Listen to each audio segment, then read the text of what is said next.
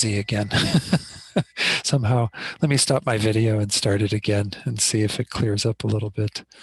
I don't know what's going on with my camera there. It focused in a little bit better. So okay. So tonight we are starting a new course, and my intention is that this course will go through the end of April.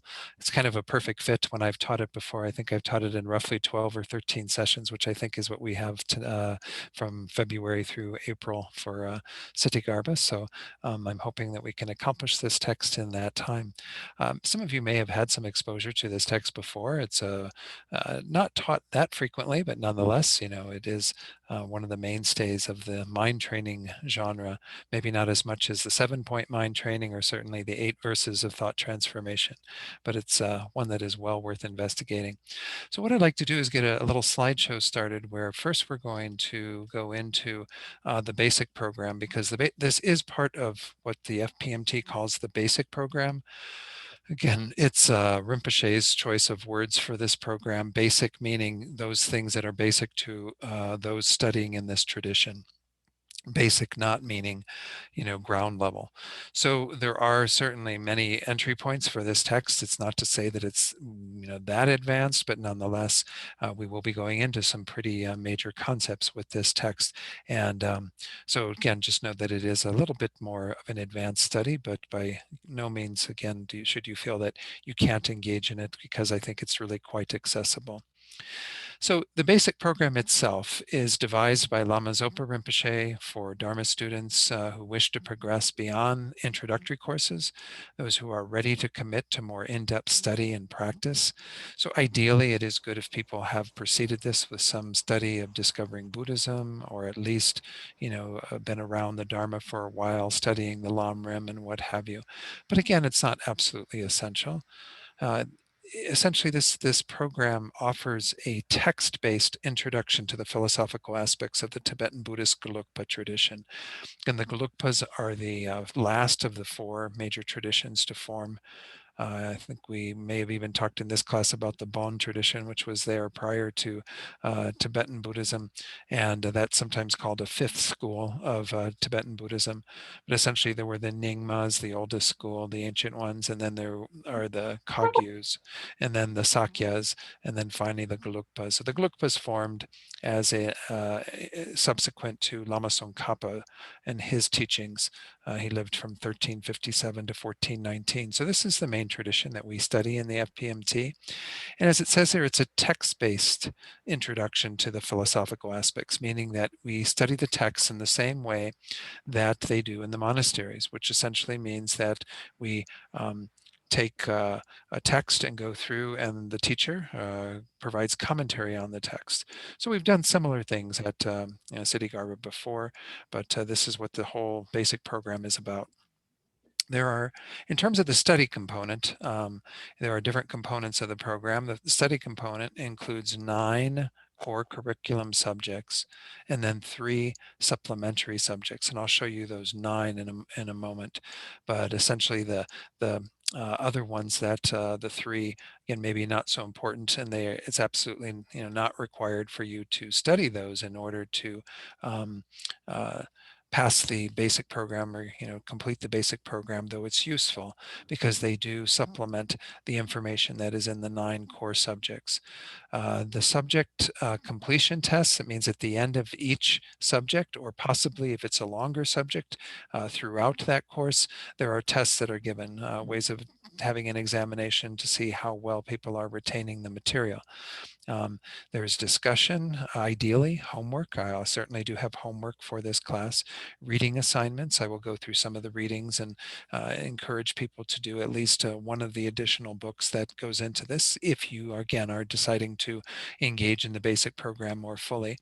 And then there's, at the end of the basic program, a 3-month final review where you look over the entire course and all the 9 subjects and prepare yourself for what's called the final exam for the basic program. So again, what I'm going through are all of those things that are taught that are kind of an important part of completing the program. All of you don't have to complete the program. This is just me giving you this information so you know that there is this option of studying it in this way. But if you were to continue after this course, you can certainly try this course, you doing the homework and seeing how it works for you. If you were to continue, you would have to go on to complete the other 8 subjects. If you haven't done any of the other ones, do the tests and so on, all of what's on the screen there. In addition, well, these are the texts.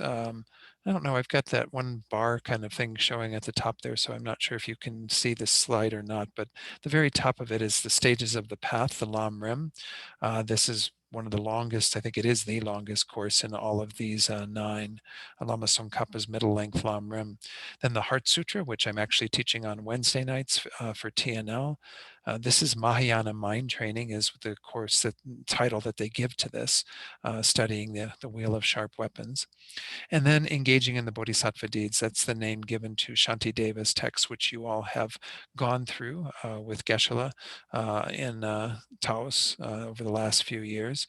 That I'm actually teaching on Monday nights for the New York and Miami groups. Mind and cognition is working with Buddhist epistemology, how the mind knows, as well as Buddhist psychology. And I'm actually teaching the course on psychology on Tuesday nights for the other group in Florida in Deerfield Beach. Then there's a course on tenets. Tenets means the philosophical ways of looking at what the Buddha taught.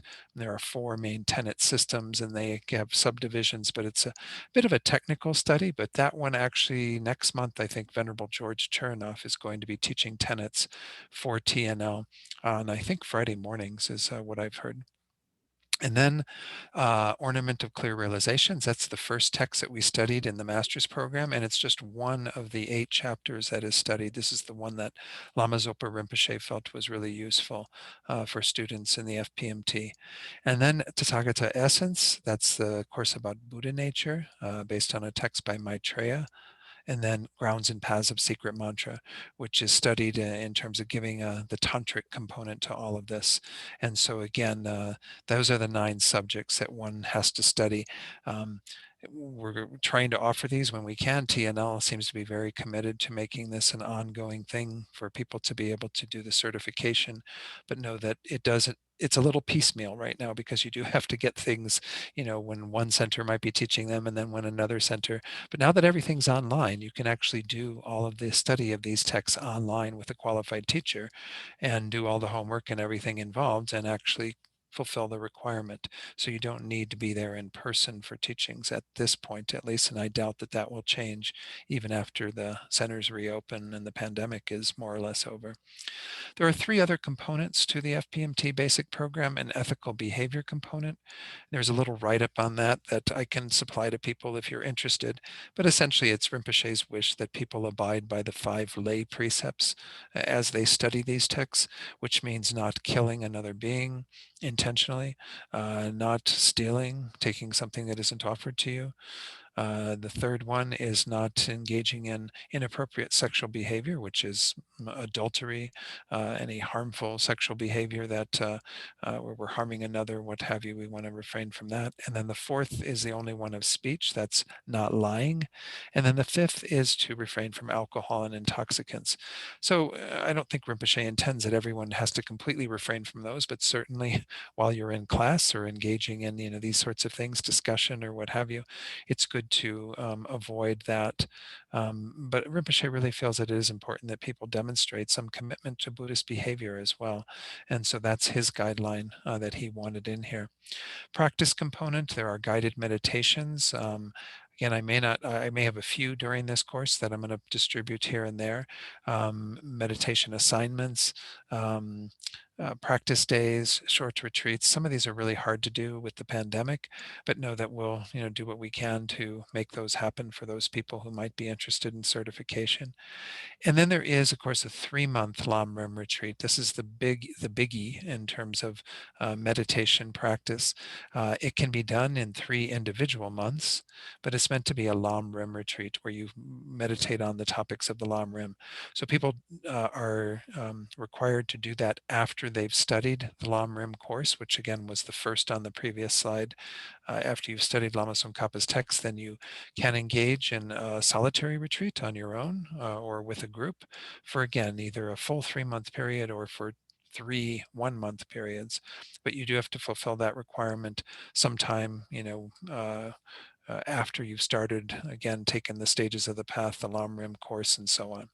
And that would be required for anyone to get their certification even after they've passed the final exam. Then there's the service and training component.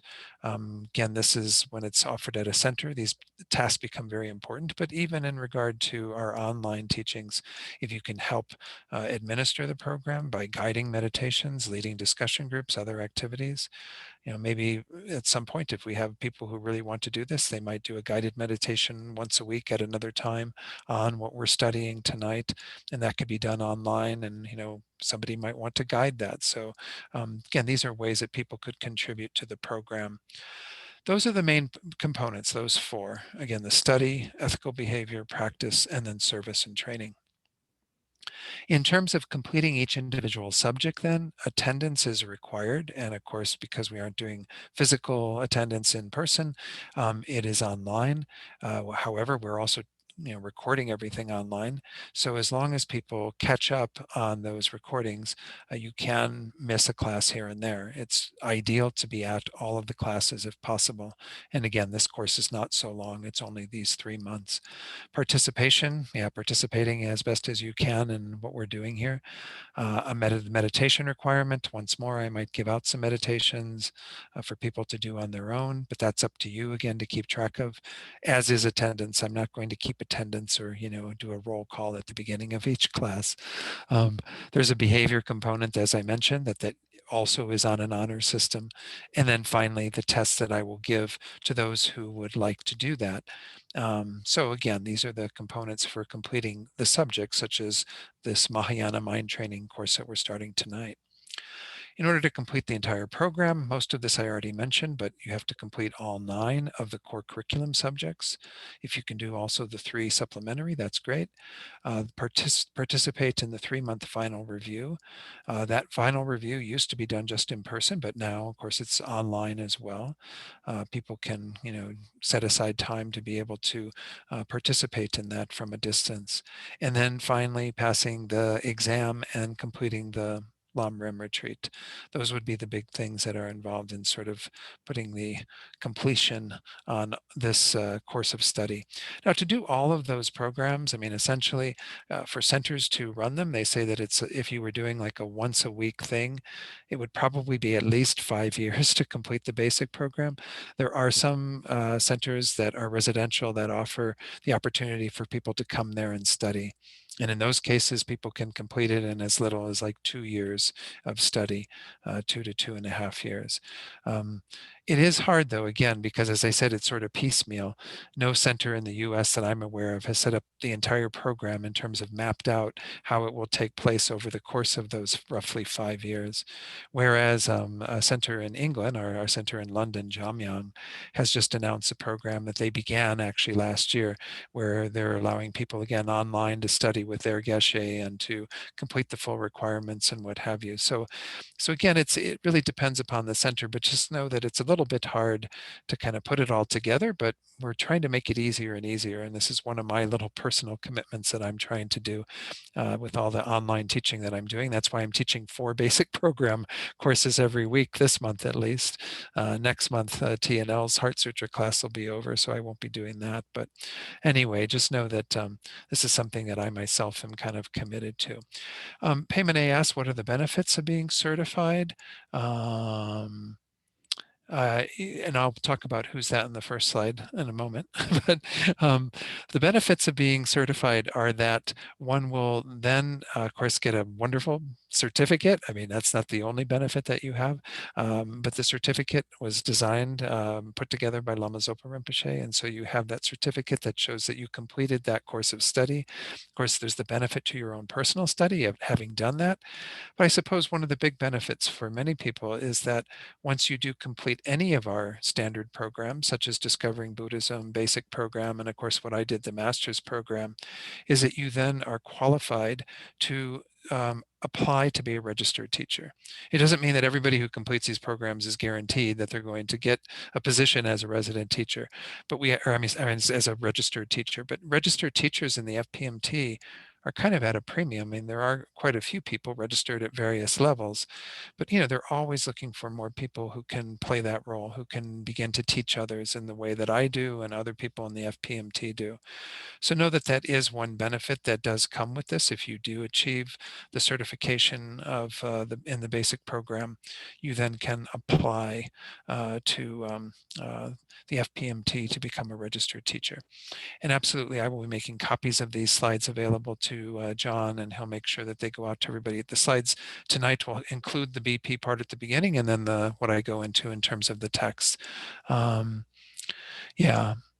So again, the teaching qualification does come as a possible benefit from certification. Again, it's not guaranteed, because obviously there's a whole process. You have to send in your application with, some referrals from teachers and what have you that can speak to, your own integrity as a practitioner and somebody who could teach. So it's not a guarantee, but I would say again, probably most people who apply are considered pretty, and probably achieve some level of being able to teach.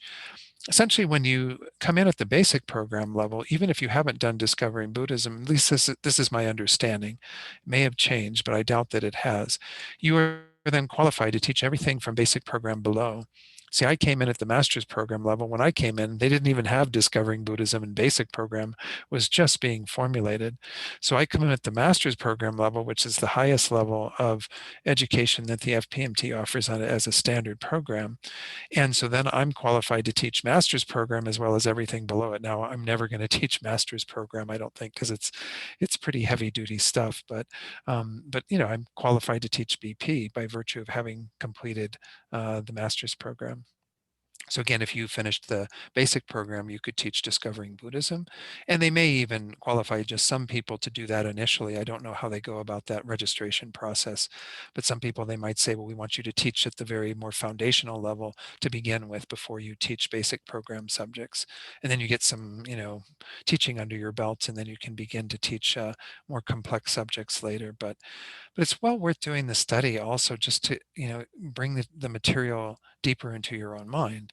So don't think that, again, we just have to look at it in terms of these peripheral benefits, but look at the benefits to our own Dharma study and practice. So are there any questions on the master's program, basic program, and qualifying for that, or anything that I've talked about? No? Again, if you do need more information, let me know, or certainly you can go to the FPMT's website and you can click on the education link and then go to the programs, and you can read a lot more about it. There is a BP online program that is a little bit different than these because it's done without a live teacher there. It's done through one's own sort of self-study. And the qualifications that one has on the basis of that are said to be less than if you do it in this way, where you're being, kind of interacting with a live teacher. So just know that there is that option as well. If you just wanted to do it as study, you could do some of them as an online course and others in person, but you wouldn't have the full certification that you would have if you did them all in terms of a live teacher being there. So let's go into this text and at least begin our study of this Mahayana mind training subject. This dude, as this question was about, who is this blue guy?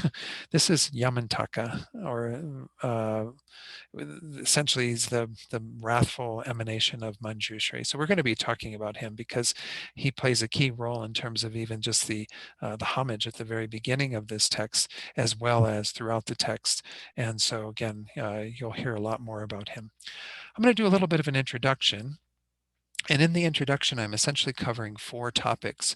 3 of these topics are on a handout. Again, I had all of this sent out. I saw that Sarah did send everything that I forwarded on to Eloise and John earlier this week in terms of the text, handouts, what have you.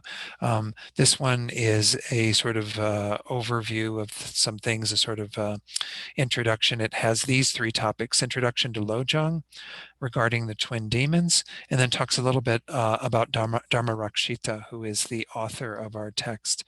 And then the last part, the structure of the text, there's a separate handout for that, and I'll talk about that when we get to that, but I do want to introduce you to the structure of the text as well. So what I'm going to do here is break away from this and actually go into the handout, which I should have queued up the handout here before, but it was called, yeah, MMT Introduction. By the way, that's Mahayana Mind Training. So the specific text we're studying is Wheel of Sharp Weapons. Mahayana Mind Training is said to be the basic program subject.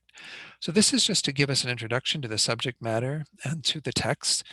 The subject of this text is essentially what we call Lojong, or mind training, which in our title was qualified as Mahayana mind training.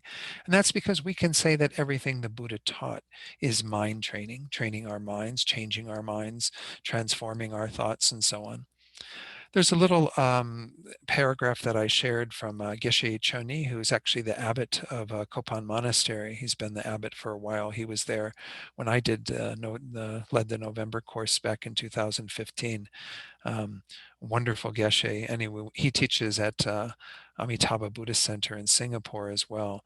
And he taught on this text, and he says, the text we are going to study is related to mind training and thought transformation. These are essentially two translations of the same word, lojong.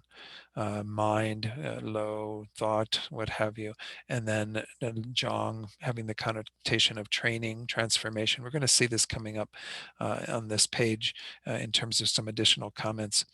These are Mahayana teachings, he says. This means that such teachings are received and practiced with the motivation of achieving the state of full enlightenment for the benefit of all sentient beings. So that's why we call it again Mahayana mind training or Mahayana lojong. When we are talking about mind training or lojong, he says, there are different kinds of mind trainings. And we can say that, again, this is what the entire Lam Rim is about, right? Mind training associated with a person of small capacity, what we often call the small scope, which is, again, those teachings that help us to turn our minds away from our preoccupations with the pleasures of this life towards looking at how to assure we have a good rebirth. And we've gone through those in the last course. I went into those to some degree, so I don't need to rehash all of that, but just know that that's where our path begins, is transforming our mind on the basis of those teachings that help us to greatly attend to our karma and avoid having an unfavorable rebirth when this life ends. The second bullet point is mind training associated with a person of medium capacity, or the middle scope. And the middle scope is where we look at the big picture and come to the conclusion that we have to train our minds, develop our minds to overcome what is keeping us bound in cyclic existence, going from life to life under the control of our karma and our delusions. So it is a mind training as well, training in first having a good foundation of morality, then developing deep concentration, and then finally developing the wisdom that will undermine the ignorance that keeps us going from life to life. So again, I'm not going to talk much more about that because we did go into both of those scopes to a large degree in our previous course. And I think nearly all of you have some Lam Rim background. The third one is what we are talking about here, mind training associated with a person of great capacity. This is where one is training the mind to be in line with the motivation of bodhicitta and to do whatever one can to develop one's mind toward enlightenment, which means, of course, developing bodhicitta and strengthening that through the various practices of transforming our problems into, the path to happiness, working with all of what we meet as an opportunity to transform and develop all of our qualities. So the person of great capacity obviously has that motivation of wanting to benefit all beings, as was said earlier in this passage. And so all of the mind training that is involved in that is essentially, that's the context for this topic of lojong. So he says, in this context, since this is a Mahayana text, these teachings are meant for someone of great capacity, or at least who aspires to that great capacity. We might not be bodhisattvas yet, but we can, act like we are. Somebody who can practice these teachings, he says, for the benefit of all sentient beings. So that's just kind of setting up the context in terms of knowing that we could say everything the Buddha taught is some level of mind training, but here we're talking about a very specific genre of teachings. And we're going to go into that in more detail in terms of where these teachings all sort of came from. They're obviously from the Buddha, but they became emphasized very much in Tibet about 1,000 years ago. So this is a little bit more on Lojong from Thupten Jinpa's introduction to this really large book that's called Mind Training, the Great Collection. It contains all the main texts that are in the Tibetan Buddhist tradition around mind training. Though we obviously see that we can trace a lot of this mind training back to Shantideva's texts, for example, other Indian Buddhists who practiced in this way. But it obviously came to its fruition in the Tibetan Buddhist tradition. So the Tibetan term Lojong, and that's what's often called the Wylie. Wylie was this person who devised a system of using American alphabet, the 26 characters of the alphabet, in being able to refer to Tibetan characters, because Tibetan characters, are not our letters. They look very, very different. So that's just a way of referring to that term, Lojong. And you can see that it's got a lot of other, syllables in it, but those are not pronounced, or they change the pronunciation. Not important. It's not a Tibetan class. You can study, as Paimene pointed out, you can study Tibetan through the Lotsawa project. She sent that information out. So that is an opportunity if you have any interest in Tibetan. So it's composed of these two syllables, lo and jong. Lo stands for mind, thought, or attitudes, while jong connotes several interrelated but distinct meanings. First, jong can refer to training whereby one acquires a skill or masters a field of knowledge. Can also connote habituation or familiarization with specific ways of being and thinking. So acquiring a new skill or another skill, becoming more habituated and familiarized with ways of thinking. It can also, as it says in the next line, refer to cultivating specific mental qualities, such as universal compassion or bodhicitta, the awakening mind.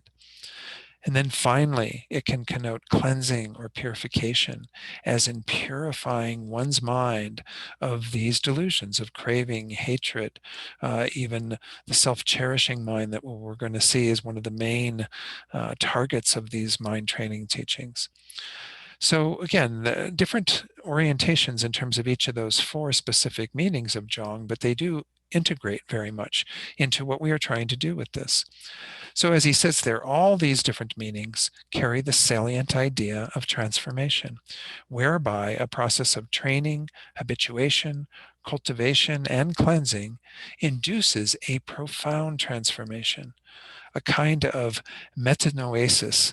I did find a definition for this. It wasn't easy because actually I tried to find where I found it again in preparing today, and I can't find where I found it. But metanoetics apparently is some form of study, and a metanoesis is a type of change in the mind that has the power to alter the world that we live in, and of course our experience of the world that we live in. So we're talking about a deep shift in awareness that can occur here. From, as he said, from the ordinary deluded state, whose modus operandi is self-centeredness or self-cherishing, as we often call it, to a fundamentally changed perspective of enlightened other-centeredness. Again, this is what makes this Mahayana mind training too, is that the shift is moving away from our preoccupation with ourselves to our embracing the welfare of others and doing everything we can to transform the mind into that state, that we can see in our teachers, as well as, of course, in the Buddha and other great figures of the past, that they've been able to create that transformation and manifest it completely.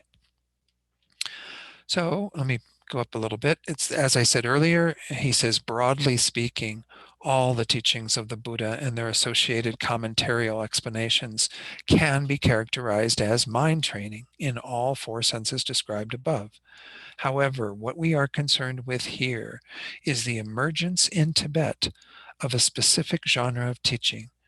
In this special usage, mind training, or lojong, refers to specific approaches for cultivating the altruistic awakening mind, meaning bodhicitta, especially through the practice of equalizing and exchanging self and others, as is found in Shantideva's 8th century classic, A Guide to the Bodhisattva's Way of Life. So as I mentioned earlier, we can trace back to Shantideva as well as even to Nagarjuna, who predated him by several centuries.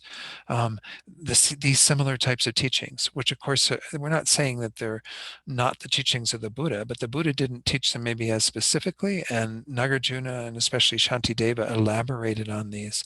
So we now have this amazing tradition that is, being drawn upon in this genre of teachings that we call Lojong, that was formulated through the kindness of Lama Atisha, who was Indian, but because he came to Tibet roughly 1,000 years ago, in 1042 is the year that he actually came to Tibet and taught there for about 12 years, I believe, until he passed away. And so it's due to his kindness coming from India that he brought this whole corpus of teachings that, of course, died out in India some centuries after that, but became very vibrant and, spread greatly in the land of snows in Tibet.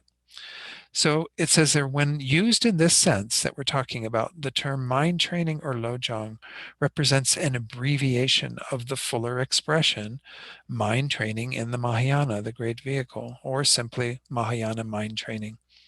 So again, that's why we call this course Mahayana Mind Training, is to emphasize that fact that we are actually looking at the way that we do these sorts of things, change our minds, transform our minds, train, become more familiar, and so on, with the intention of achieving enlightenment, to augment our practice of bodhicitta. So let's go to the slides. I have a few slides I want to share on this that are maybe a bit of a rehashing of what we've looked at already, but sometimes repetition does really help, for things to sort of settle, especially since, that was a lot of reading that I was going through on that handout. And by the way, feel free to print that handout out yourself if you want to refer to it or make notes on it. Again, Lojong is this Lojong, mind training is the main translation of that we often hear. Though thought transformation also you might see, or mental transformation. But this is, again, what we just went through in terms of how this term has kind of come to represent this whole process of, again, of those 4 different activities. In terms of one of the books that is on your book list, Peacock and the Poison Grove, the introduction to this says it appears likely that Lojong was understood along the lines of mental purification through repeated practice of the thought intent on enlightenment. So you see a couple of the things that we looked at, right? We talked about purification being one of the meanings of Zhong training. Then we also looked at the repeated practice, meaning the familiarization. And of course, that training or practice is in there. Maybe I even could say all 3 of those are in there. So we have like a lot of them embodied in this nice little description. But I like this description because we are trying to mentally purify. We are trying to get rid of all of our garbage. And these are the 2 main targets of the mind training, as we're going to see in the very next section, to get rid of the garbage that we call our self-cherishing, our self-centeredness, as well as to get rid of the garbage that we call our self-grasping, which is the deeper error that is the big problem, the big thing that we have to get rid of in order to achieve enlightenment, of course, as well as liberation. But in this context, it's to achieve enlightenment. And as it says there, it's through the practice of the thought intent on enlightenment, meaning bodhicitta. And of course, that bodhicitta has different aspects to it as well. We'll go into that shortly. Geshe Jampa Gyatso, who was my teacher in Italy, and we're actually going to be using a text that he composed with a very brief commentary on each of these verses on the text. He said, we need to train our mind so that it becomes one entity with what he delineates as conventional bodhicitta and ultimate bodhicitta.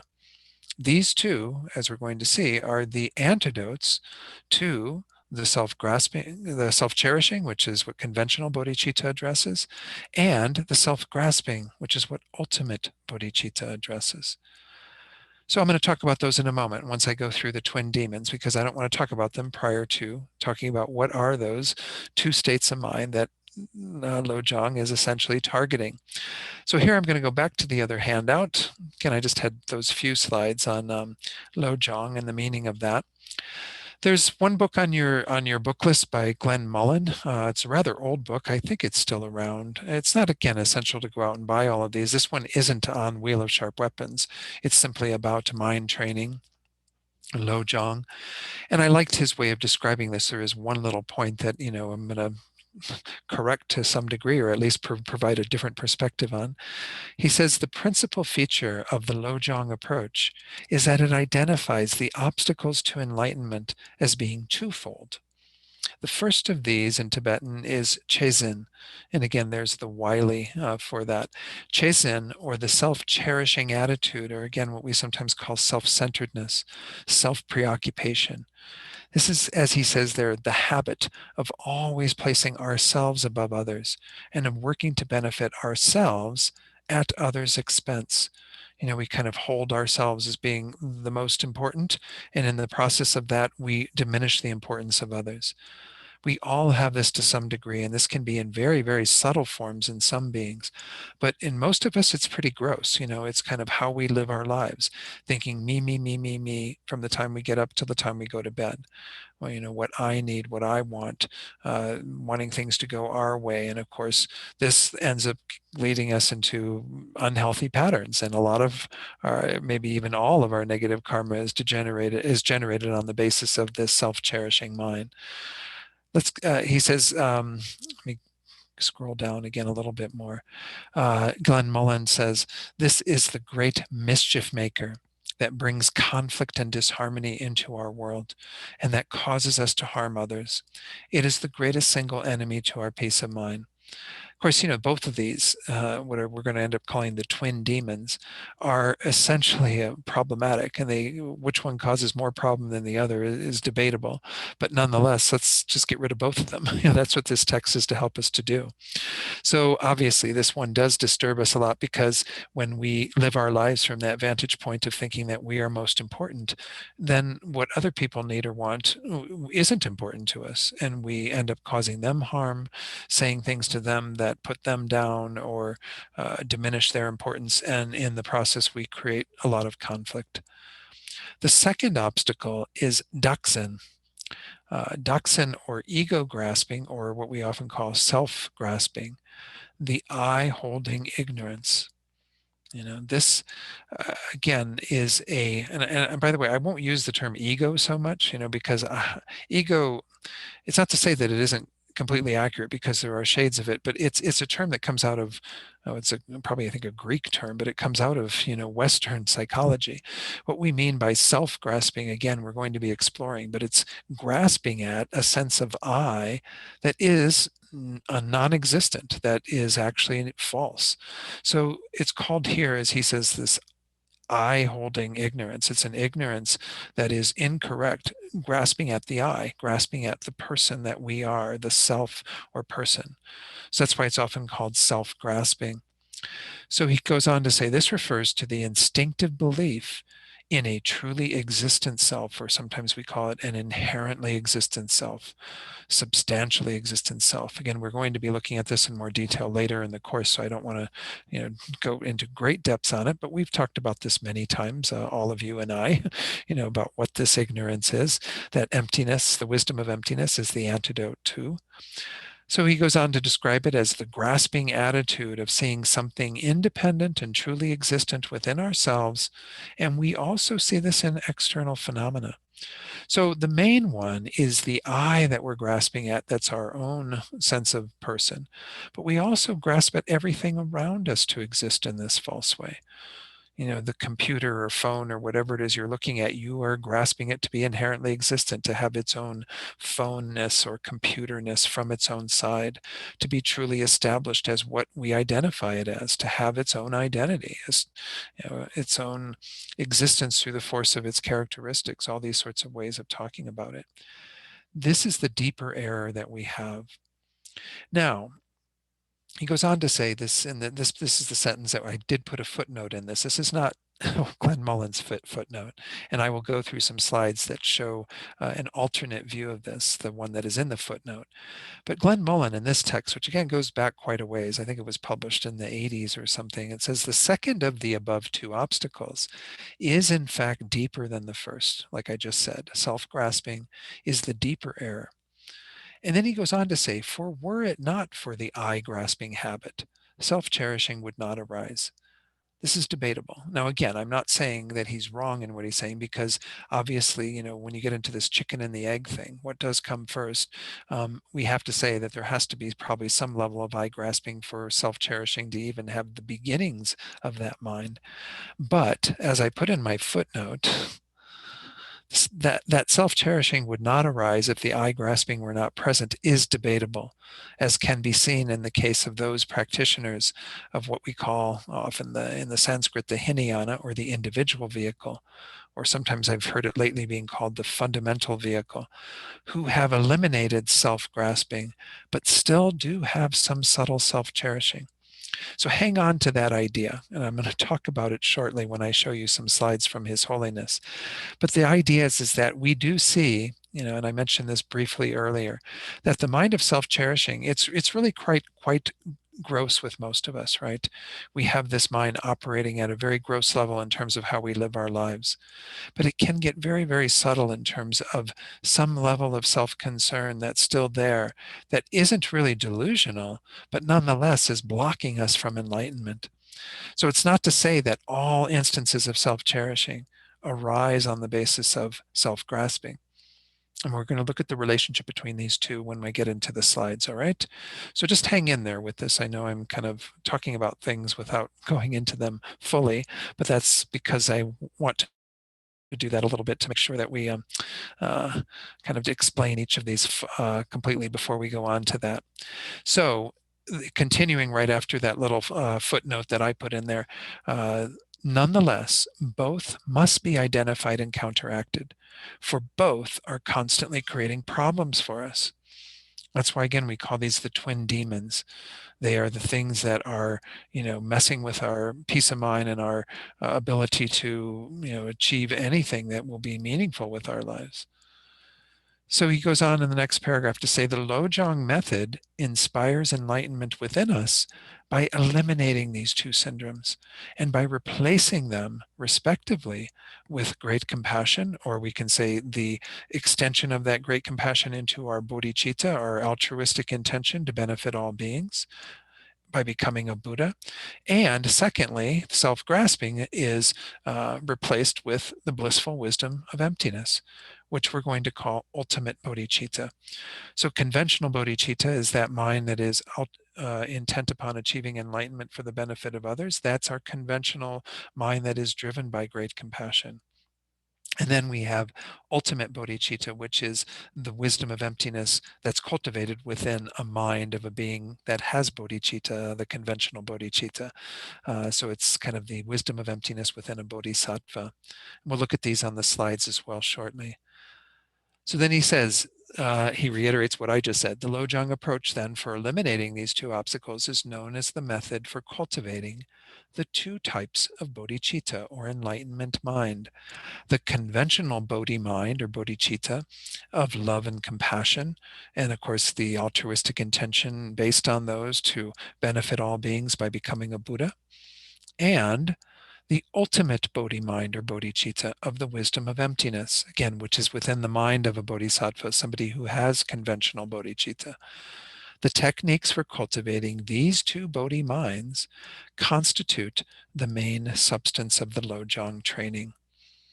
So I'm going to explain those a little bit more with some slides, but I want to first finish off this section, and then we may even take a break before we go into those, by giving you what would be maybe more formal definitions, if you will, of these, which are from the glossary that is in that larger book that I mentioned. I don't think this is on your book list, but it's huge, and it's a bit on the pricey side, and it really is just mostly text. There's a few commentaries in it, but it's this collection in the Tibetan tradition of all of these mind training Lojong texts And there is a shorter version of it that is, maybe I did put them on the book list. So I'll be pulling up the book list a little bit later, but the shorter version is a little bit more reasonable in terms of price, and it gives you some of the main teachings. And of course, the Wheel of Sharp Weapons, the text we're going to study, is in that Mind Training Great Collection.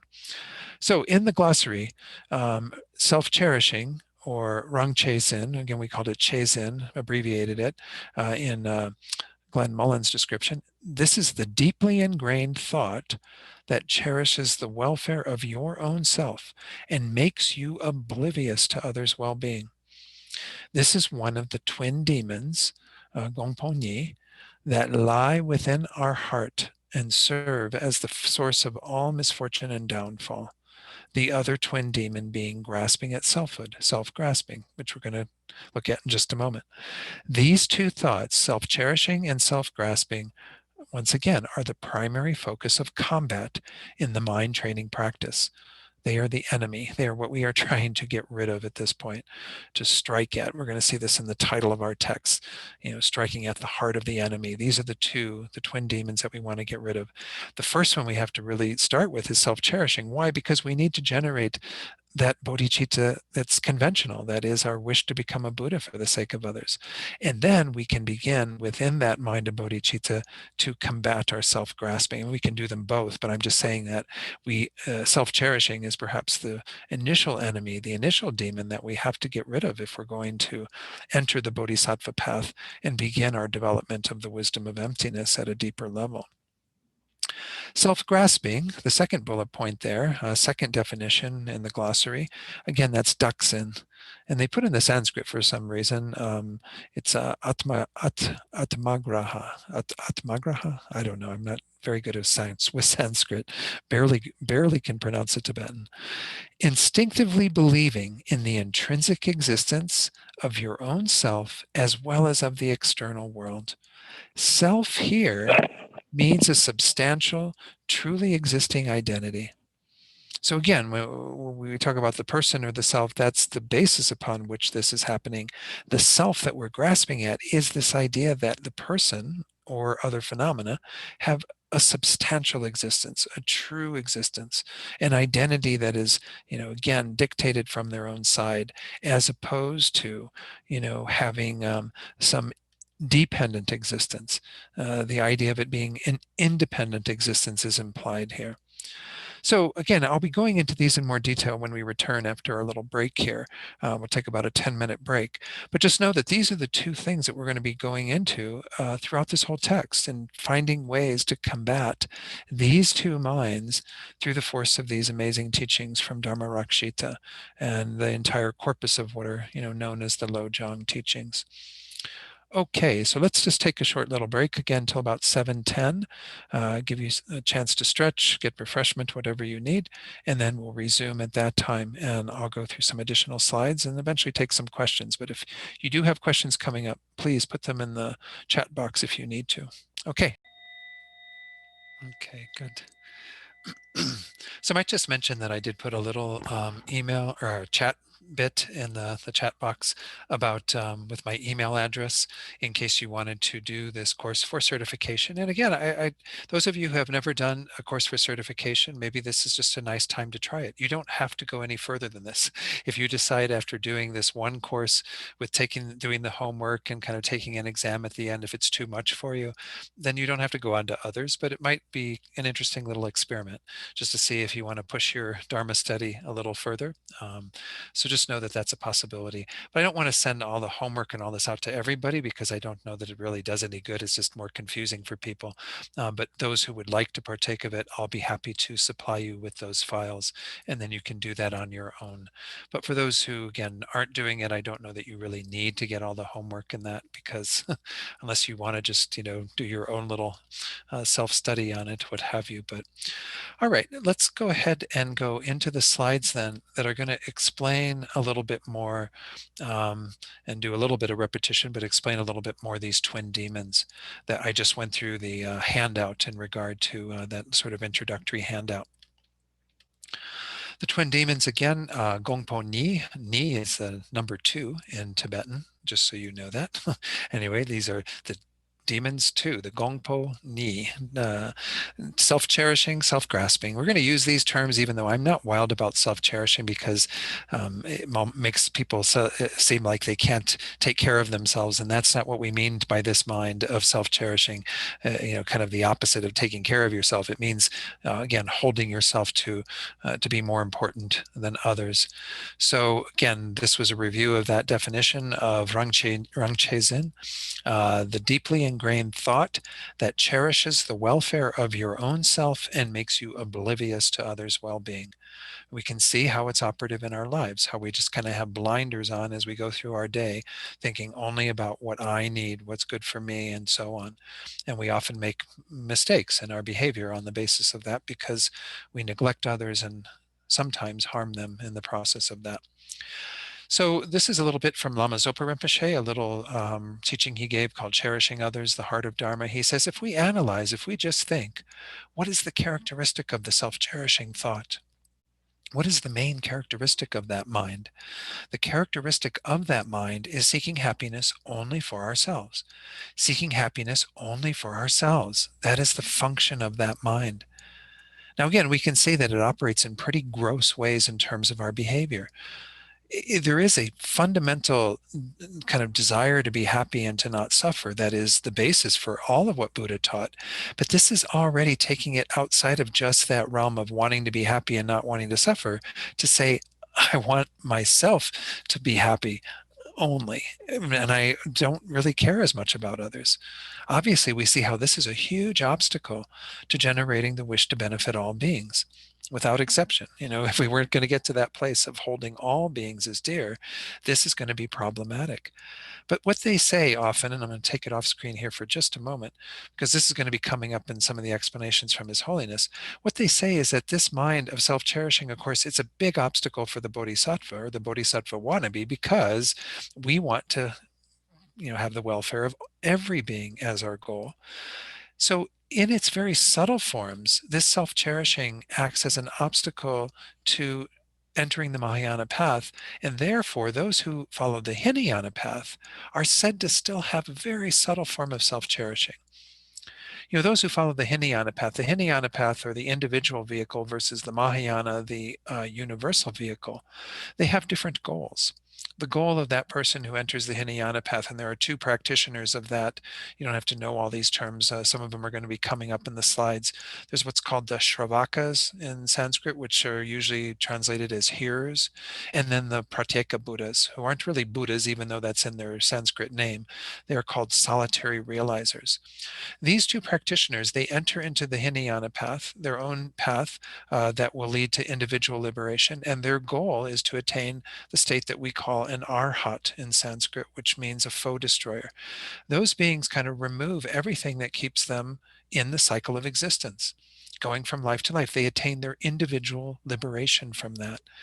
And the Buddha taught this path. I mean, amazing that the Buddha taught a path for beings to be able to liberate themselves from their own suffering.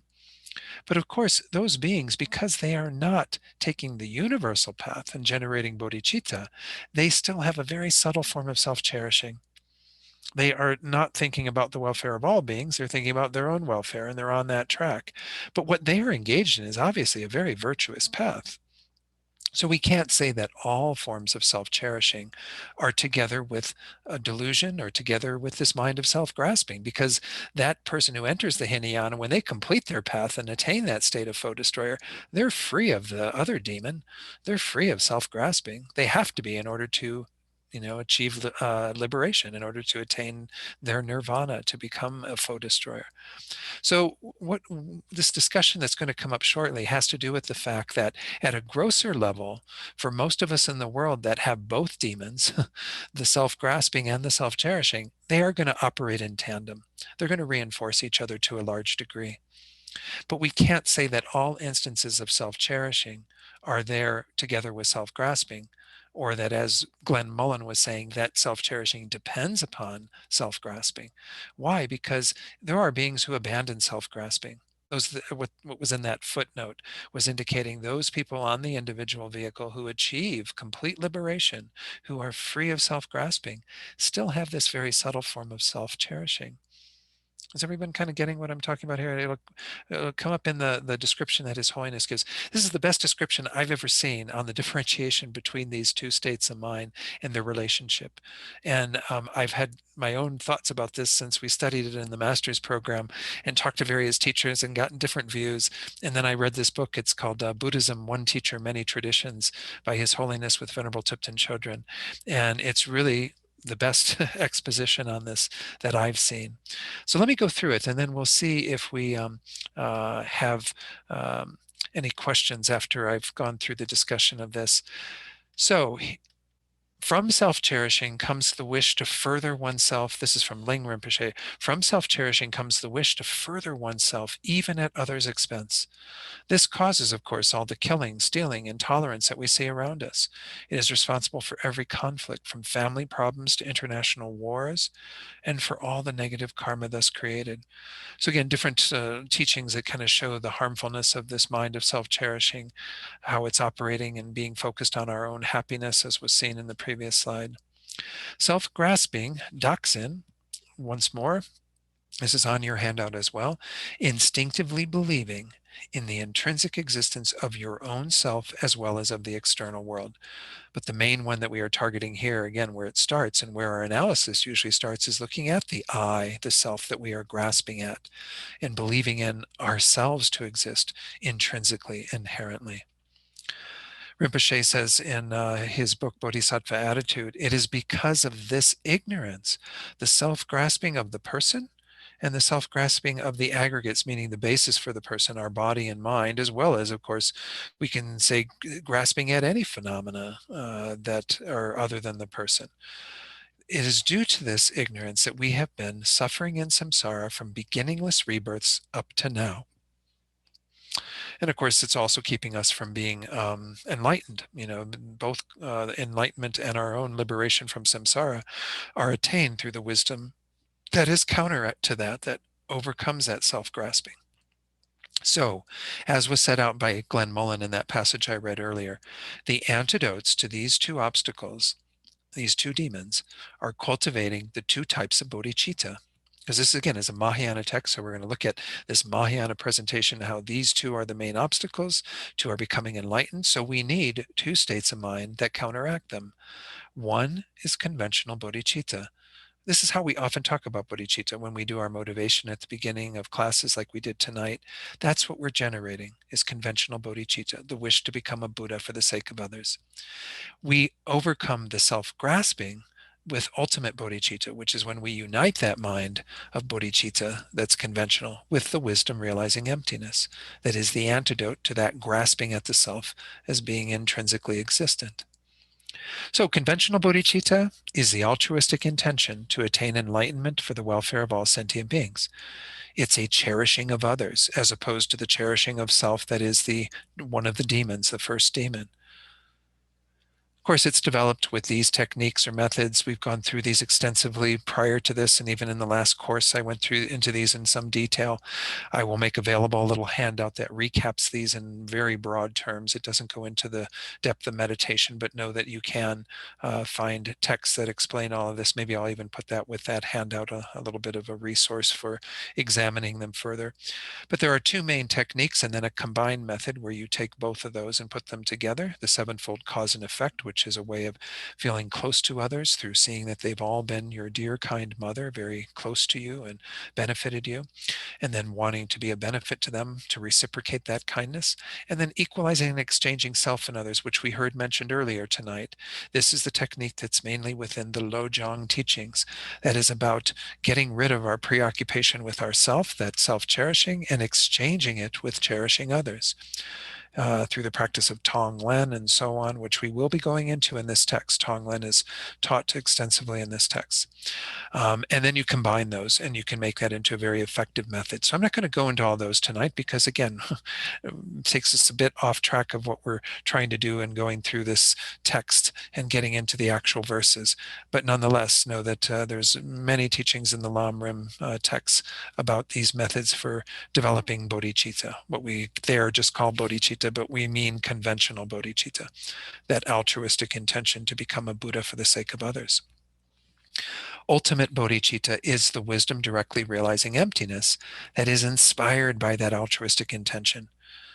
So somebody who doesn't have bodhicitta can't have ultimate bodhicitta. In other words, if you don't have conventional bodhicitta, then your wisdom realizing emptiness can't be inspired by that. So that's why, again, the first demon we have to overcome is the demon of self-cherishing and develop the mind that cherishes others, and that branches into, through our compassion and love for others, conventional bodhicitta. And then within that conventional bodhicitta, we want to realize emptiness directly. This happens further down the path, but this is what will be the antidote in a very firm way against that self-grasping, that ignorance that is underneath all of our problems. It's a deeper cause of error. So ultimate bodhicitta is developed by the bodhisattva using many analyses, among them dependent arising, which is the king of reasonings. Maybe I'll talk about that a little bit later, but again, just know that there's a variety of techniques that the Buddha taught to help us to begin to understand through our own inferential reasoning that the self doesn't exist in the way that we are grasping at it, that self-grasping is an erroneous mind, and therefore we can overcome it with the wisdom that is generated through these types of reasonings. So this is one of the most amazing teachings that the Buddha gave, and where we really can value Buddhism as pinpointing our error, that is the deepest error we're making, and then the antidote to that, which is the wisdom that is generated through this process of reasoning that eventually becomes a direct realization of that. So going back to the twin demons, because we just looked at then their antidotes, or the minds that we are developing in this text that are the antidote to that. What's the relationship between these two demons? As I said earlier, I was refuting what Glenn Mullen was saying, or at least giving an alternate view, that we can't say that due to self-grasping, self-cherishing arises. We can say definitely that they are related sometimes because they do reinforce each other. But let's look at how this is approached by the Dalai Lama in that book that I alluded to a few minutes ago. It says the self-centered attitude, that's what he's calling self-cherishing, that's the first demon, considers ourselves the most important, whereas self-grasping ignorance, the second demon, misapprehends how the self exists. Aside from the self-centered attitude's grosser manifestations, which, as I was mentioning earlier, that's what a lot of what we have because we're so infused with our own ignorance, which are obviously detrimental. You know, the way in which we cling to ourselves as being most important and elevate our needs and neglect the needs of others. Its subtler aspect seeks liberation for ourselves alone. So we have the grosser way that self-cherishing is operative in our lives and in the lives of others that we can see quite clearly. You know, politicians, people in the world at large. I mean, we can see how there's a lot of self-purpose that becomes overwhelming and neglect of others in the process of going about trying to achieve what that mind of self-cherishing, self-centeredness wants. But the subtler aspects, as I said earlier, are even manifested in those who have gotten free of the self-grasping ignorance, those who are simply seeking liberation for ourselves alone, which of course is an obstacle for bodhisattvas, right? Because we don't want to go there. We want to become a Buddha. We don't want to just achieve our own liberation. We want to actually go beyond that to the state of enlightenment. Excuse me. So then he says, in general, this subtler form is not an object of abandonment. It is an unmistaken mind that motivates those Shravakas, the hearers, and the Pratyeka Buddhas, the solitary realizers, those who are on the Hinayana, the individual vehicle, to fulfill their spiritual aspirations, to generate virtuous qualities and attain liberation. All admirable activities. You know, His Holiness is, you know, these are great things for beings to do with their lives, right? To actually achieve their own liberation. But because they have that very subtle form of it that is seeking liberation of themselves alone and not thinking about liberating other beings, they have this operative. And it's not, again, a mistaken mind. It is an unmistaken mind because it actually does allow them to achieve incredible virtues and incredible attainments. However, self-centeredness is an object of abandonment for those following the bodhisattva path to Buddhahood. The self-centered attitude is neither an afflictive nor a cognitive obscuration. I'll explain these in a moment. It is not a pollutant, And it is not the root of samsara. We do often say that self-centeredness is involved in a lot of our sufferings. Master Shantideva, in his chapter where he goes through the whole process of equalizing and exchanging self and others, it's chapter 8. It's what I'm currently teaching on Monday nights to the New York and Miami groups. But he says that all the suffering there is in the world arises from wanting happiness for oneself alone. And all the happiness there is in the world arises from wanting happiness for others, cherishing others. So we can say that in general, I mean, we're not calling Shantideva a liar, but we're essentially saying in general, he's true, right?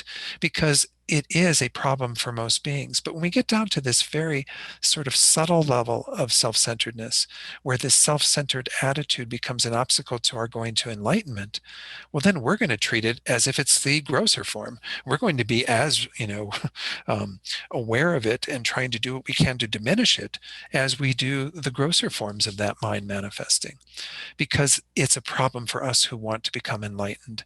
If we end up getting enticed into that idea that we want to achieve our own liberation, then we're going to neglect the welfare of others and not become a Buddha. So this last sentence where it says the self-centered attitude then is neither an afflictive nor a cognitive obscuration. Well, we talk about there, again, we've got the Hinayana path and the Mahayana path. On the Hinayana path, the only thing that's keeping you from attaining that goal of liberation, being an arhat, a foe destroyer, are what we call the afflictive obscurations. The afflictive obscurations, they're sometimes called the obscurations or obstructions to liberation.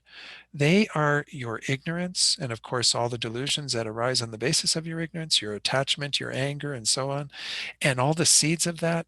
All of that is what's keeping you from being liberated, keeping you from knowing the peace of nirvana. That is the main obstacle or obscuration that those on the Hinayana path want to abandon. And when they have abandoned that, they achieve that state of foe destroyer, of arhat. The second type of obscuration is up on the Mahayana. On the Mahayana, the main obscuration keeping you from becoming a Buddha is what's called the knowledge obscurations, or the obscurations or obstructions to omniscience. Omniscience meaning Buddhahood. These are subtler imprints on the mind. The grosser ones are what the Hinayanists all abandon, and the Bodhisattvas on the Mahayana path also have to abandon the afflictive obscurations. They have to get rid of their own ignorance and all the problems that arise on the basis of that, and then they go on to remove these subtler obscurations. What are these subtler obscurations? These are the sort of imprints, the latencies from having had ignorance since beginningless time. Remember in Buddhist, the philosophy, mind has no beginning and it has no end. But essentially, because it's beginningless, we have had ignorance since beginningless time, and it has created a very subtle imprint on the mind. That ignorance is grasping at ourselves and all phenomena to exist in this inherent way. Those imprints cause things to appear that way to us. So when we see something like this little metal bowl that I ring, for meditation or whatever, this seems to have its own metal bowlness from its own side. Like the metal bowlness is all determined out here. It exists by way of its own characteristics. That's what my ignorance is grasping at, but that's also what's appearing to it. The subtle imprints, these obscurations to omniscience, cause this false appearance. So even those who have finished the Hinayana path and who've gotten rid of their grasping at things as inherently existent still have the false appearance. Everything still appears to them in that way. And this kind of dualistic appearance is the big obstacle to achieving Buddhahood. It keeps your mind with that subtle veil that doesn't allow you to know all phenomena, to have omniscience. It's the last thing that the bodhisattvas have to get rid of to attain enlightenment. And of course, they do that after they've removed the afflictive obscurations. But their main goal is to remove these knowledge obscurations, because that's what keeps them from having complete knowledge, omniscience. So we have these two obscurations that the Dalai Lama was just saying, self-cherishing is neither one of those. It's not an obscuration to liberation. It's not an obscuration to enlightenment, to omniscience, but we can say that it still is something we do have to address if we are to achieve enlightenment. Because again, those who don't overcome that subtler form of self-cherishing end up only achieving their own liberation. And good for them. I'm happy for them. I'm very happy that they've achieved liberation and that they aren't suffering any longer. But in the process, they've neglected that everyone else is still being left behind in samsara. They're like, okay, I worked it out. I'm out of here. See you on the other side.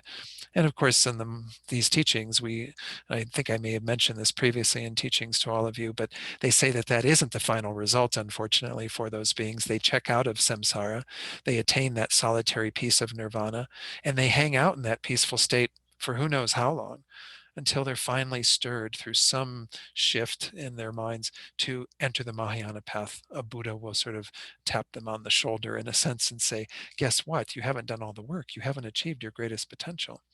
So then they have to, having completed the Hinayana path, enter into the Mahayana path so they can remove these subtler obscurations and become a Buddha.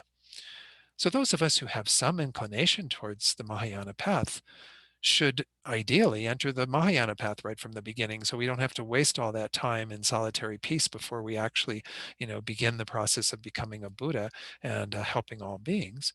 Rather, if we have some inclination towards that, enter the Mahayana right from the beginning. Therefore, we generate conventional bodhicitta as the way of entering into the Mahayana. We generate ultimate bodhicitta to help us to remove both the afflictive obscurations and the knowledge obscurations and become a Buddha.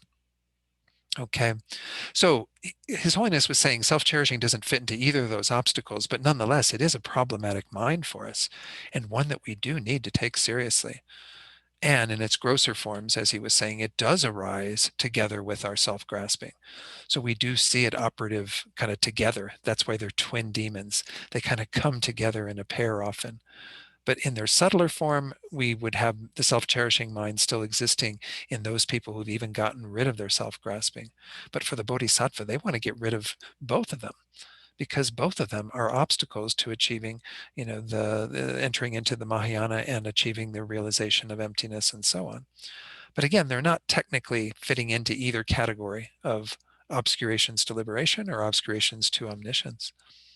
Does that make some sense? Again, like I said, I don't know, maybe you're not, I've been around this issue for quite a few years and struggled with how to put it into some cohesive way of, looking at it. His Holiness's book was the first one I saw that really explained it quite well in my estimation, which again, I don't have the knowledge that His Holiness has by any means. So I really trust that what he's put forward here is a nice way to look at it, to see again that it's not a pollutant and it's not the root of samsara. It's not what's keeping us bound in samsara, nor is it in any way kind of polluting our minds, because those people who have attained foe destroyer don't have that pollution. Or, I mean, they do still have that, but they don't have any other pollutions.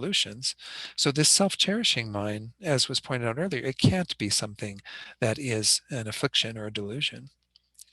Then he goes on to say, self-grasping, on the other hand, is the root of samsara and is an afflictive obscuration that must be eradicated to attain either liberation or full awakening. For the person on the Hinayana path, they must get rid of their self-grasping.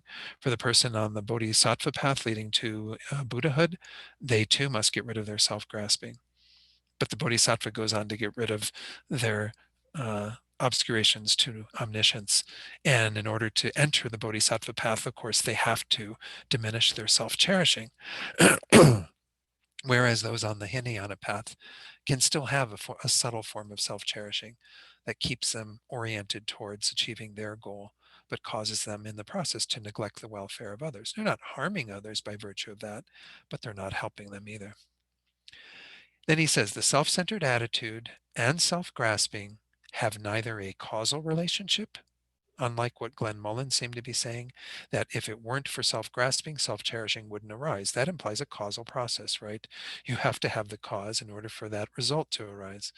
So he says one does not cause the other, nor do they have a same nature relationship. If two things are related, they are either related in being the same nature, or they are related in terms of some causal element. This causes that.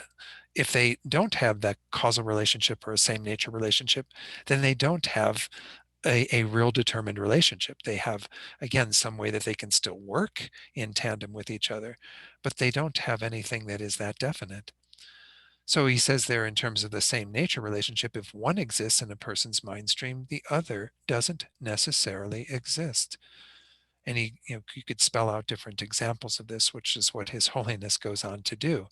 Let's take the example of somebody who has no self-grasping, but still has self-centeredness. That would be the arhats. As I mentioned a couple of times earlier, they've gotten rid of their self-grasping because they've achieved nirvana. They've achieved the state of foe destroyer. So they no longer have any afflictive obscuration. So self-grasping is gone, but they still have this subtle form of self-centeredness. Secondly, bodhisattvas who newly enter the bodhisattva path, that is, they're not those arhats I mentioned earlier, who later become bodhisattvas. And if they're below the eighth ground, which is at the eighth ground and above, is where one is essentially free of all of the afflictive obscuration in his afflictive obscurations, including self-grasping, and is working on attaining the freedom from the knowledge obscurations. So if they're below that, meaning that they still have some self-grasping in their minds, those bodhisattvas that are on those, what they call the impure grounds, the first through the seventh grounds, they have self-grasping because they haven't removed it all yet, but they don't necessarily have self-centeredness. Why? Because they're pretty accomplished bodhisattvas. They are dedicated to the welfare of all beings without a doubt. So their self-centeredness isn't there, but they still have some level of self-grasping. May not be manifest that often, but nonetheless, it's still there. So the self-centered attitude and self-grasping ignorance also have different counterforces. Conventional bodhicitta is the counterforce to the former, and the wisdom realizing emptiness, ultimate bodhicitta, to the latter. So again, I think that is, again, one of the best explanations I've seen about kind of the relationship between these two. In most beings' mind, they will act in tandem. And we keep grasping at this self to exist inherently, and we keep holding the self as most important. And these two operate kind of together, but they don't have the same nature because they are two very distinct thoughts, nor do they have a causal relationship, as was pointed out, because we have cases of some people having one but not the other, some people having the other but not the one.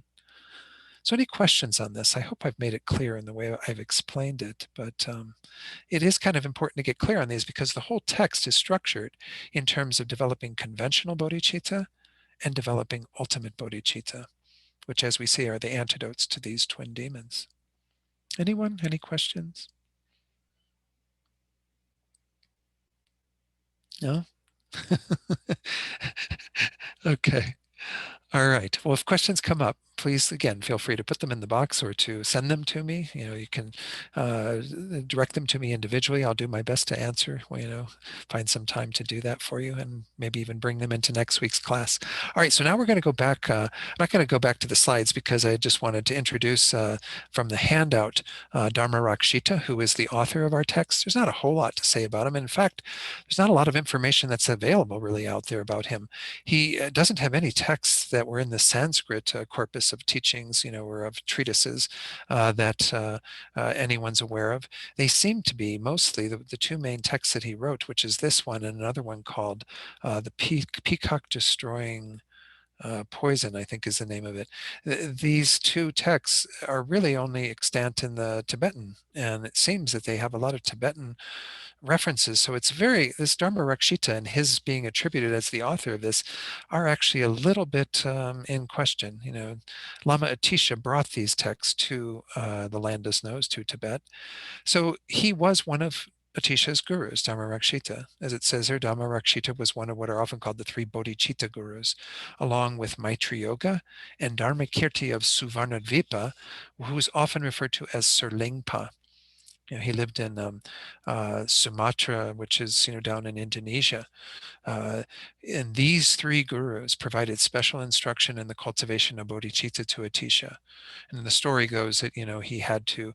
Most of you know this from the Lam Rim. Atisha had to make a long journey to Suvarnadvipa, to Sumatra, in order to attain some of the very precious bodhicitta teachings from Sir Lingpa there.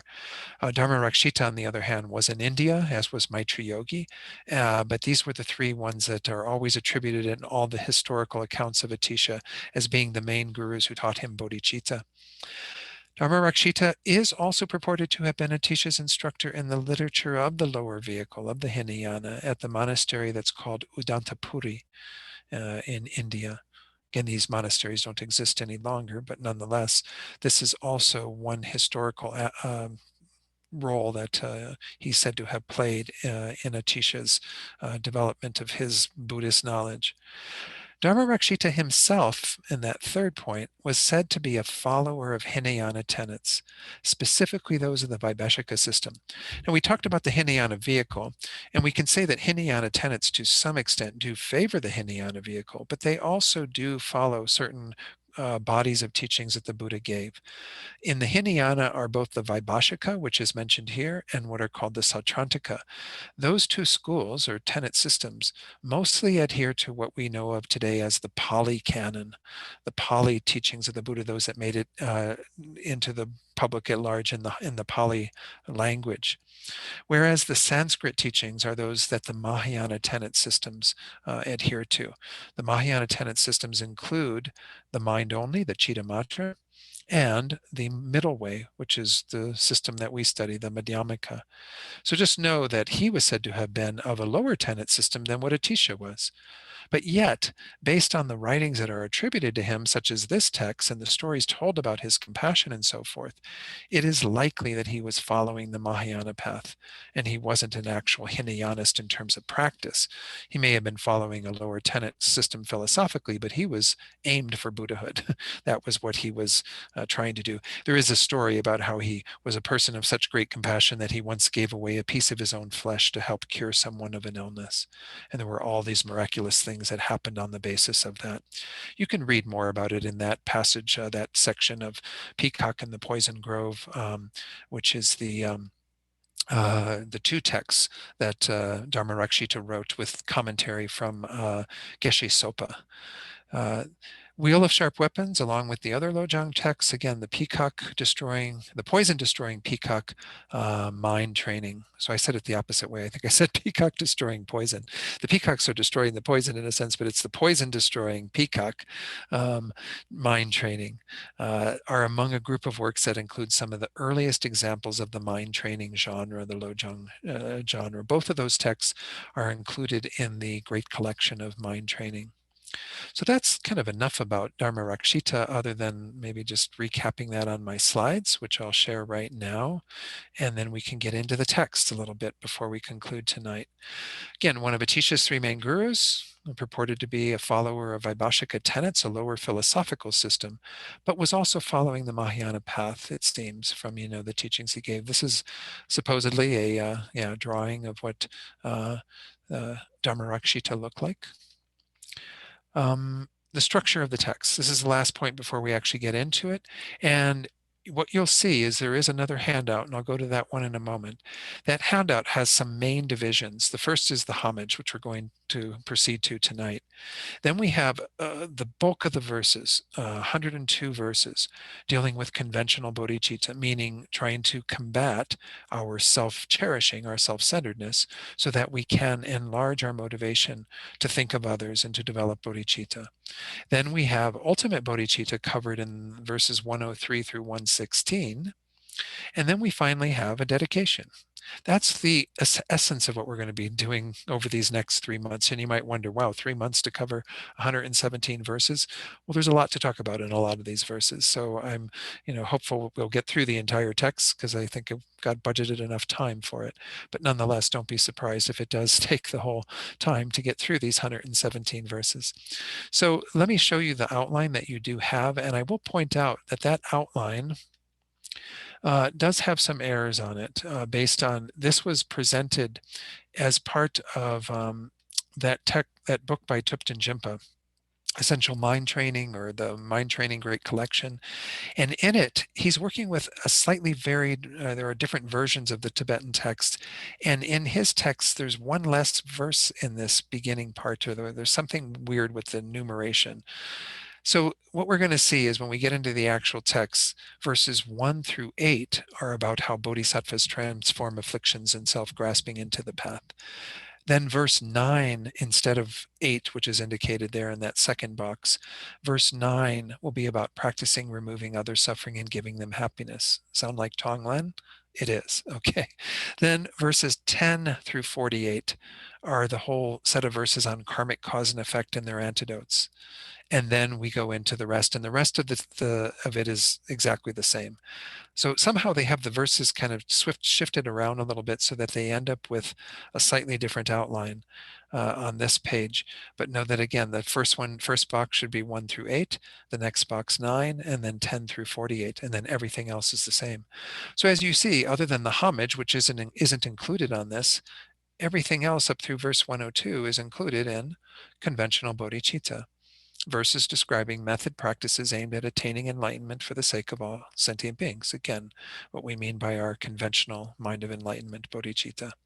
And then the remaining verses, other than the dedication verse, are all ultimate bodhicitta. These describe the wisdom practices aimed at attaining enlightenment for the sake of sentient beings, that mind still striving to attain enlightenment, but needing the wisdom that realizes emptiness to combine with that. That's again what we call ultimate bodhicitta. So know that you can go through that and use that as you go through the text. It's a very helpful outline. Let's go ahead then and go into, we're done with that. This is the handout I'm going to send you about bodhicitta. This is the actual text that you're going to be working with. And again, I feel really privileged that I have Geshe Jumpa Gyatso's commentary, my teacher in Italy, to work with this very opening verse that says, in that very moment in which your name is seen, heard, and remembered, the seeds of apprehending a self are uprooted, and the wisdom realizing selflessness is developed. I bow down to Vajradhara, whose kindness is incomparable. He actually got that homage from another teacher. Trijang Tenpa Dargye has a commentary on this text, and he put that as the very beginning of this. And essentially, it means that whenever we hear, remember, see the name of our gurus, those beings who have come before us, who have inspired us and led us on this path, which is represented by Vajradhara. Vajradhara is the main tantric sort of essential primordial Buddha that is involved in all of the highest yoga tantric practices. So as soon as we see or hear, remember our gurus, the seeds of apprehending a self are uprooted, and the wisdom realizing selflessness is developed. We get rid of the root of all of our problems, and we develop the wisdom that overcomes that. So we bow down. This is a way of paying homage right at the beginning to Vajradhara, whose kindness is incomparable. And then let me go through the title bit here, and then we'll go into a few of the slides before we get to this. Yeah, because there's another homage that follows. So that initial part was just sort of an opening verse that sort of sets the stage, that makes homage to one's guru before beginning the text. Again, this text is called The Wheel of Sharp Weapons, and it says the text is entitled so because, like a wheel of sharp weapons, it possesses great ability in destroying the enemy, self-cherishing. Now, some text commentaries say the enemy, self-grasping, but remember, they're both enemies. They're the twin demons. So it doesn't matter which one you say here in some regard, and we could say it has great ability in destroying both. And then also at the very beginning of the formal text that Dharma Rakshita wrote, that's in the Tibetan, it says it is called the wheel of sharp weapons that strikes the enemy's vital point. That really gets at what are our true enemies, the twin demons. So it says then in Geshe-la's commentary, among the two mentioned in the statement, in the world the enemies who have physical form and the hinderers who are without form, those two, the formless hinderers harm us through entering our mental continuum rather than harming us directly. Our attachment doesn't have form. Our anger doesn't have form. Our jealousy, our pride, our ignorance don't have form. These are the real hinderers, the real enemies. They harm us through entering our minds, our mental continuum. And then he says there, but because the enemies who have a physical form harm our body and mind directly, we end up holding them to be our real enemies. Like this, here too, our main and worst enemy, the one who has made us suffer from beginningless time, is our own self-cherishing, and as I said earlier, also our self-grasping. Therefore, through considering it to be our enemy, or both of those to be our enemies, we must strike its vital point. The vital point being the place where when you hit that, you cease the life of that entirely.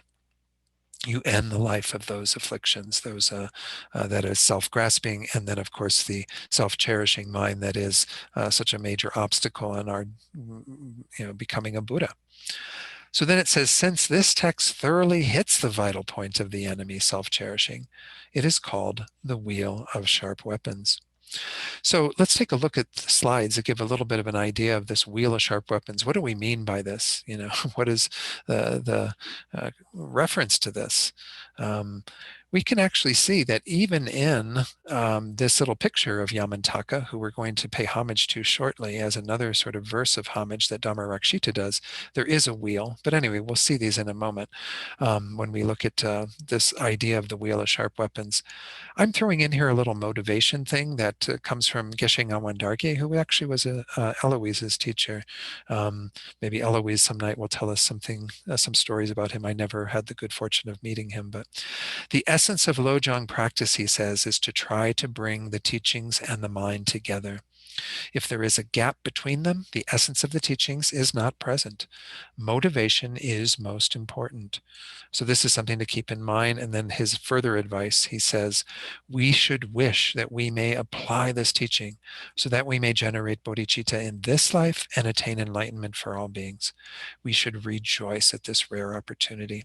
So again, this is in one of the books that's on your book list. I'll go through the book list in just a moment. I just want to try to finish off this little bit about the title. There's not really too much more to say about the title. In regard to the title, we do see that, again, the wheel of sharp weapons. If you look at that picture of Yamantaka, and I think you can see my cursor, over here, one of his hands is holding this wheel. This wheel, it's kind of a different version of it than what we sometimes see in the Hindu deities. Vishnu often holds a wheel that has all of this sharp edge to it, like a saw edge to it around the outer rim, and there's a hole in the middle. And Vishnu apparently is able to fling this out, kind of like a boomerang, and it goes out and it cuts off the heads or whatever of all the beings who are enemies, and then it comes back and lands on his finger. Well, we're going to see this idea of this wheel having this sort of boomerang effect, but not quite in the same way in those verses where we see how karmically we create our own suffering by sending that wheel out just like Vishnu, but it comes back around not to land on our finger neatly, but to actually cause us harm. So again, the two types of enemies: external enemies, those with form, which are held to be the real enemy, but are actually not the enemy. We don't have any real external enemies. External enemies are only created through the force of our internal enemies, through our own delusions that create the karma with those beings that cause them to manifest that way. So those without form are the real enemy, of which the principal one is self-cherishing, according to, again, Geshe Jampa Gyatso's commentary. But we can say also that self-grasping is involved without a doubt, because these are twin demons. They often come as a pair. So here's some images I found on the internet with Vishnu with the traditional Indian weapon wheel. So you can see maybe the one on the far left there where he's blue, he's holding that in his one hand, this wheel. And it doesn't really look that threatening. It looks a bit like just some sort of necklace or something. But again, he sends it out and it sails out and becomes harmful to all those beings who oppose him, and then comes back and lands on his finger. And again, you have the same idea, just different hands that are holding it in each of these depictions, drawings in the statues. Okay. Let's stop right there, and we'll do the homage when we return next week. We've got about 5 minutes. I just want to do real quickly, introduce you to the book list, the reading list, for those of you who would like to increase your study of this by reading some additional materials. By all means, these are things that will help you to do that. There aren't tons of things out there about the Wheel of Sharp Weapons, but there are a few. The brief word commentary is the text that you have. Again, that was sent out with the email earlier this week. And thank you all for doing that, taking care of that. Again, this is what I'm going to be going through as the main text with the verses that Venerable Joan Nysel translated and the commentary from Geshe Jumpa Gyatso, my teacher. And then Peacock and the Poison Grove has come up a couple of times. This is published by Wisdom. It is still in print as far as I know, and you can also get it as a Amazon Kindle kind of thing, an ebook that you can access that way. Again, it has both of Dharma Rakshita's texts in it with commentary from Geshe Sopa. Good Karma is a more recent one. I don't know what year this was published. It's by Venerable Thupten Chodron, who many of you have read a number of her books. She's an amazing teacher. I consider her a friend of mine, though I don't have that much interaction with her.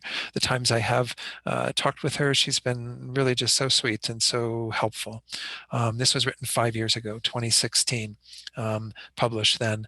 It's called Good Karma, How to Create the Causes of Happiness and Avoid the Causes of Suffering, but it's a commentary on this text, and it's very contemporary, so it's really quite nice. Geshe Sopa's is a bit more traditional. Those are the two main ones that are out there. There is this book that's called The Wheel of Sharp Weapons. That's Geshe Ngawang Dargye, and the quotes that I just shared with you about motivation. And maybe we'll start with those again next week as a way of setting our motivation. Sharpa Tulku, Kamlung Tulku, and Alexander Berzin, as well as John Landau, all did the translation of the text and the commentary from him. It was published by LTWA, Library of Tibetan Works and Archives, which is out of India. And I don't know how easily available it is. I really didn't do much research on that. But know that you can actually find the translation of the root text, which is very poetic. It's kind of quite nice. It's not as literal as what we're working with. And that actually has some commentary on bits of it from Geshe Ngawang Dargye, but it's not the full text. But it is available as a free PDF download at Alex Berzin's website, which is called Study Buddhism. But again, as we see with some of these versions, do note that there's different numeration of verses in this more poetic translation. There's the link for that, so you can just link on that through the PDF file, and you can find that and again use it as an additional study piece. But it doesn't contain the entire commentary from Geshe Ngawang Dargye, and I will share some of that. But again, it's not a very large book. I can actually show it to you when we come back on screen so that you can see how skinny this little book is. But there are other suggested texts that I put on the book list that have to do with the study of Mahayana mind training. And I guess I did put both the larger version of the Mind Training Great Collection, as well as what was published later called Essential Mind Training, which is just a portion of the texts in that larger collection. And it includes another translation by Thupten Jinpa of The Wheel of Sharp Weapons. One of the most essential books on mind training that is out there is Rinpoche's book, Transforming Problems into Happiness, which is, of course, a lot of what we're seeing in this text when we talk about the problems we have, the things that come into our lives due to our own karma. How do we work with those? How do we learn from those and actually help ourselves become enlightened on the basis of those? And then this book that I'm actually going to be doing a course on starting March 14th on Sundays for TNL is called The Door to Satisfaction, another sort of mind training book that is based on a text that Lama Zopa found in a cave. And it really reveals how to practice the Dharma and dedicate your life to others. It's really quite an amazing text. So know that that's also a very nice little experiential sort of thing to do. His Holiness years ago published a commentary on the 7-point mind training. That's the 5th item, Awakening the Mind, Lightening the Heart. And this one that I quoted earlier that's translated by Glenn Mullen, that I read the little introduction to, that's Training the Mind in the Great Way. That's also a commentary on the 7-point mind training.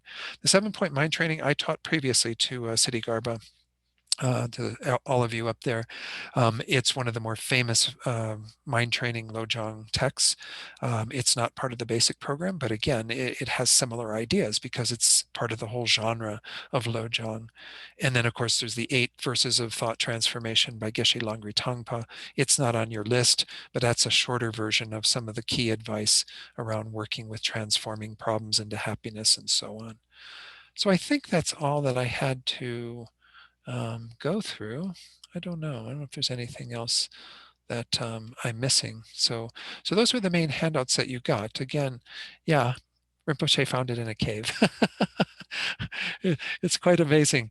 What's interesting is in that book, it doesn't have the full translation of the text, but it mentions the text. And he said, Rinpoche's own words in the text in Door to Satisfaction were that until he saw that text, he didn't realize that his whole life he had never been practicing Dharma. Of course, this is what Rinpoche says. We all know that he's been practicing Dharma and is fully, realized. But nonetheless, this is the advice that is being given in that text, is to really know what it means to practice Dharma. So anyway, just know that these are some additional resources. Know that there are a ton of books out there about Lojong. There's even one published, I think, by Norman Fisher, who is a Zen practitioner, kind of a Zen approach to mind training. It's on my shelf over there. Let me get it so I can. It's called Training in Compassion, Zen Teachings on the Practice of Lojong. Anyway, I haven't read through all of it. I've read little bits, but it's kind of a Zen take on it. This is the Wheel of Sharp Weapons book by Geshe Awan Darge. You see how thin it is? Probably Emily or Eloise has a copy of this, I would imagine, and yeah, there I see Stella has it too. I mean, the translation is really, as I said, quite poetic, quite nice in this one, and I would use this. This was the version actually that they used previous to having the version that Venerable Joan translated. So it is kind of nice to go back and forth between those and see, because this, in the process of them putting together the translation, they did include some of what Geshe Awan Darge said about these verses. So they kind of fills them in a little bit more. All right. So any questions or comments on anything I've covered tonight? No? Okay. Well, I hope you're all excited about this text. I'm excited about teaching it. This is probably about the fourth time maybe I've taught it. Well, there was one time when Geshe Sherab did about the first half of it, and I got to come in and be like the cleanup crew or whatever to finish off the text. And then I taught it in its entirety over in England at Jamyang Center in London over the course of a weekend. That's intense. Try to fit the whole text into like a Friday night, a full day Saturday, and a full day Sunday. And then I taught it previous back in like 2007 or 8, I think, in Santa Fe. But I'm excited to be working with this text again. So please let me know if you have any questions. Again, my email's in there. If you would like to do the program for certification, at least this text, to see what it's like, I will be happy to supply you with additional materials so you can do that. Or if you really just want those materials because you really feel like they might be useful for you in your self-study, I'm happy to give them to you as well. But I just don't know that we need to send them out to everybody because it might just, again, be a bit too much. Yeah, and then if people do want to take the exam, the test that's at the end of this, and we'll figure out a way for you all to do that. I mean, all of this we'll just, do as we go along. So wonderful. Okay, thanks. And let's